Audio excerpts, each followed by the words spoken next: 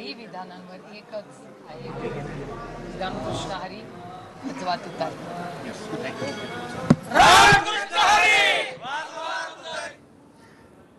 तर सुप्रिया सुळे यांनी आज आपल्या प्रचाराचा नारळ फोडलेला आहे.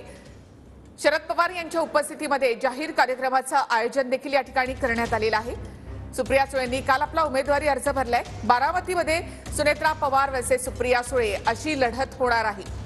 त्यासाठी जोरदार प्रचार सध्या बारामतीमध्ये सुरू आहे. तर अजित पवार देखील आज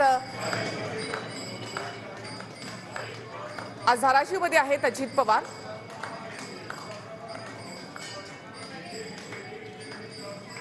तर धाराशिवमध्ये राष्ट्रवादीच्या अर्चना पाटील यांच्या प्रचारासाठी म्हणून अजित पवार आज धाराशिवमध्ये आहेत. म्हणजे भाजपवासी असलेल्या अर्चना पाटील या अजित पवार गटाकडून म्हणजे राष्ट्रवादीकडून या ठिकाणी उमेदवार आहेत.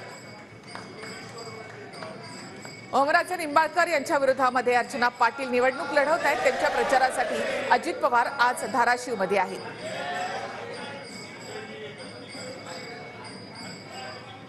तर अर्चना पाटील, राणा जगजितसिंह पाटील हे देखील या ठिकाणी आहेत आणि मंदिरामध्ये पूजा अर्चना केल्यानंतर आता अजित पवार अर्चना पाटील यांच्या प्रचारामध्ये. तर बारामतीमधून सुप्रिया सुळे काटेवाडीमध्ये आहेत. सध्या सुप्रिया सुळे काटेवाडी हे पवारांचं मूळ गाव आहे आणि तिथूनच सुप्रिया सुळेंनी आपल्या प्रचाराचा नारळ फोडलेला आहे. सुप्रिया सुळे यांच्या प्रचारामध्ये त्यांचे संपूर्ण कुटुंबीय देखील या ठिकाणी उपस्थित आहे. शरद पवारांच्या उपस्थितीमध्ये विविध कार्यक्रमांचं आयोजन या ठिकाणी करण्यात आलेलं आहे.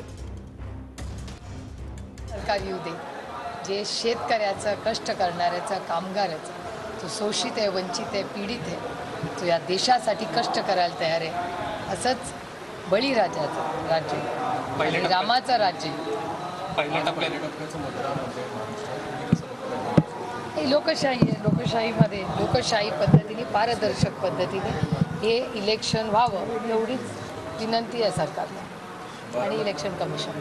इंदापूरमध्ये केलेल्या भाषणाचा अजित पवारांनी जे भाषण केलं होतं त्याची निवडणूक आयोगाकडे अहवाल देखील प्राप्त होण्याचा चर्चा सुरू झाली. विधान करावेत भाषणात, मात्र अशी विधानं करून स्वतःच ते अडचणीत येतात असं दिसतंय. माझं कुठल्याही विधानांवर एकच आहे, रामकृष्ण हरी अथवा तुतारी.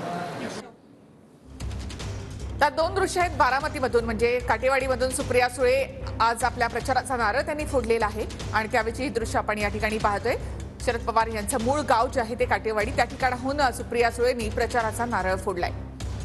इथेच शरद पवारांच्या उपस्थितीमध्ये विविध कार्यक्रमांचं आयोजन करण्यात आले.